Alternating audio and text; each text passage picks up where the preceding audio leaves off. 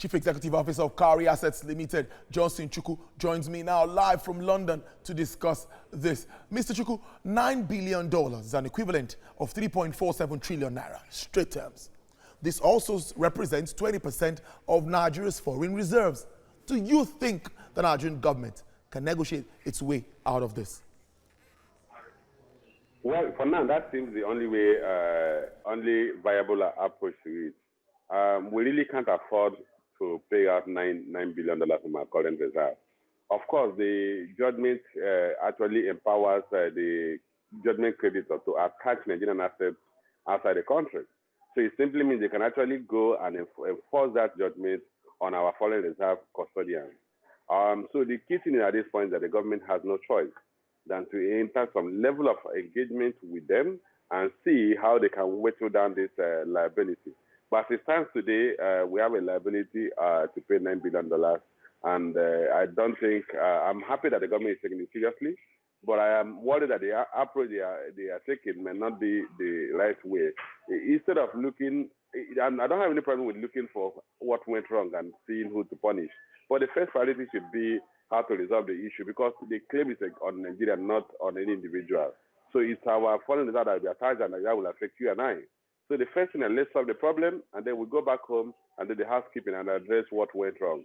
I have a fair idea of what went wrong, but for now, the priority of the government should be how do they go into refresh negotiations with the judgment creditor and see what concessions that we can get. Mr. Chukwu, let's look away from the figures now and look at the worldwide enforcement of this judgment against Nigeria. Now, the judge's decision converts the arbitration award to a legal judgment, which would allow P&ID to try to seize international assets. Take a look at Nigeria's sovereign funds, external reserves, seizure of assets. What should Nigeria do before post-judgment commences? Well, the first thing that the Nigerian government should file an appeal and then also file for a stay of execution. That way, they can buy time and then enter into some level of negotiation with the judgment creditor, P&ID. But the first thing first, file an appeal and then ask for a state of execution so that they don't really already have our assets in their custody before you go for any appeal. I think that's a stopgap arrangement the government should do. But the critical thing is, I said, after resolving this, we need to look in-house and do some housekeeping. Find out what went wrong and why those things went wrong. The challenge we have, Nigerian government at different levels, is that a lot of times they feel they are above the law, and they feel that the paper on which contracts are written are worth more than the contract itself. So you realize that a lot of instances, governments do not keep to their terms of contractual obligations. I've had several instances where the government at different levels failed to keep to their terms of contractual obligations, and they feel that private citizens, be them corporate or individuals, cannot get remedy or get judgment from the legal system because they are government. Now, Mr. Johnson, that also brings you to the power sector, where we've had issues about honoring contractual agreements. We also had some issues with MTN at the time. This would actually scare investors away if we continue like this. What should be done to address this ugly trend? Yeah, that's why I said we need to do some level of housekeeping. We need to ask ourselves why our government do not think they have obligations to keep the terms of commitments that the previous government had entered into.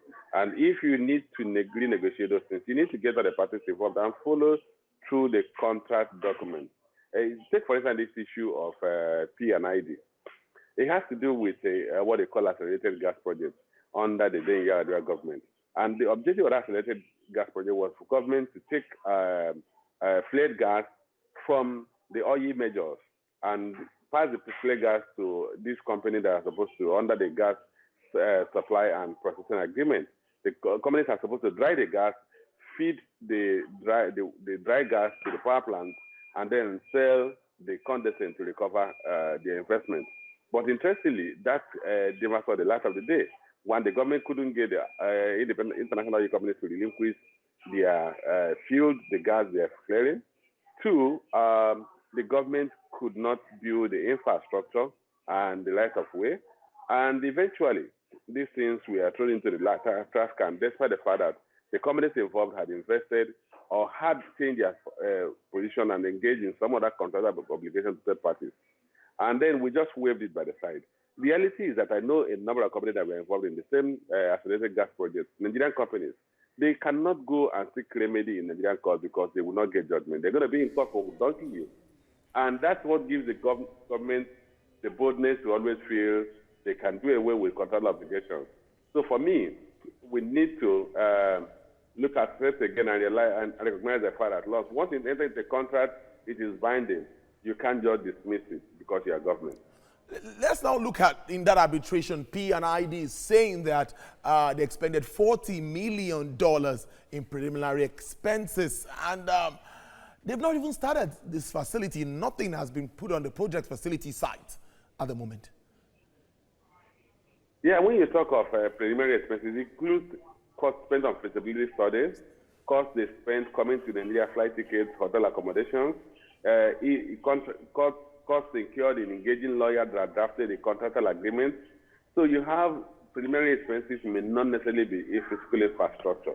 But once you go into a business relationship with a company or a corporate organization, they will begin to incur costs. Like I said, legal charges, legal costs involved in drafting the agreement, costs involved in maybe engaging even those that will provide them the facilities or the infrastructure to build the gas processing plant. And some of them may have been contractual commitments that require paying penalties if you have to annul them or cancel them. So when they talk of $40 million pre-operational expenses, it's still, I'm not saying it's exact figure that they incur, but I'm saying that in businesses, when you enter into contractual obligations, you are likely going to incur what they call pre-operational expenses. But the major claim is not necessarily on the pre-operational expenses. It has to do with the loss of profit that they would have made in the first 20 years of the gas supply and processing agreement tenure. And that's the major claim they are making on the government of the Federal Republic of Nigeria. Okay, Mr. Johnson, we're already facing pressure on our currency with a little bit of decline. Many are saying that if this comes to stay, the negative effect on the country's currency might not be on the good side. Yes, if you look at the current reserve of about $44 billion, if you take out $9 billion from the year, down to $35 billion. If you look at national foreign currency debt, about $25 billion, $25.6 billion at the first quarter of this year. If you add another $9 billion, you're talking about $2 billion, which is just share of the $44 billion we have in reserve. So however you look at it, it will have a very material impact on our foreign reserve and the stability of our exchange rate. Consider the fact that oil price has become very volatile in the past few months. And that has affected, one, the reserve, because we saw a decline in reserve at $1 billion. It also has affected the exchange rate, particularly the investor exporters window. So if you now impose a liability that worsens our foreign reserve or increases our foreign debt by $9 billion, it will have direct and immediate impact on the exchange rate, and it will have direct impact on the investors' confidence in investing in the local environment. Now, almost finally, now, I must say, despite all of this, we still see foreign countries coming to partner with Nigeria, wanting to do one thing or the other. Lately, still in the power sector, Siemens was here to do something, partnership with government. What is that thing that keeps bringing all of these countries to Nigeria, despite the fact we say investors' confidence seems not to be on the high side? Well, let me say one thing before I even get to the answer. A lot of instances where there is some level of agreement or document signed between foreign investors and the government on investment in Nigeria, most of them never get to materialize. If you remember, we know of the GE agreement or signed agreement to take over our narrow gauge rails and manage them and review them. I'm sure you know that has been thrown into the dustbin. So I'm not even so confident that the Siemens agreement with the federal government we see the rest of the day. We've gotten to that level of skepticism where we are not sure that agreements will reach to the point where you call final investment decisions. Pre-agreements indicating that somebody is willing to go into contractual commitment with the federal government does not necessarily mean that they will attain the final investment decision. But that's one. What the other aspect is that Nigeria sees bold opportunities. Unfortunately, we are still dwelling in the range of opportunities for too long periods. We have a 190 million or 200 million population. We have no sector of the economy that has matured, so which means every sector of the economy still presents investment opportunities with good returns. But unfortunately, we're not getting the policy environment right, and that's why we're not really moving forward. If we get the policies right, you are likely going to see a lot of investors scrambling for investment in the Nigerian environment. If we take out those factors that inhibit the interest in the Nigerian assets, we should ordinarily have a lot of investors coming here. Okay, finally now, the claim started at $1.9 billion, but later increased its claim to about $5.9 billion after the tribunal ruled that Nigeria had breached the contract. Nigeria successfully applied to have the award set aside by the Federal High Court in Lagos. Why do we wait that long and we just decided not to try to sort this out from 2010? You know, there's something they say in law that this is an effort in futility. The government can go and procure any form of judgment in a Lagos High Court or Abuja High Court. Any high court in the country can tell you it's an effort in futility. We should address the case at the international court. They caught some of the cases we have tried at the High Court, U.S. Federal High Court in Colombia, and then some in commercial court in London. So if we think we can go to the local court and say we have gotten a judgment and go and flash it around the world and things will be the same ourselves, we will sit down there and have our assets forfeited or foreclosed. So we should address it where it happened. And the key thing is that if you look at the presentation made by P&ID, they said the Nigerian government was never serious on doing the issue of arbitration. They were just buying time.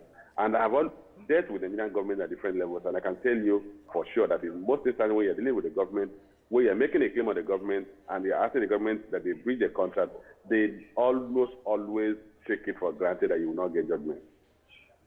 Mr. Johnson Chukwu, Chief Executive Officer, Cowry Asset Limited, thank you very much. Joining us live from London. Well, we'll take a break, and when we return, we have more for you. Don't go away. It's Your Business Nigeria.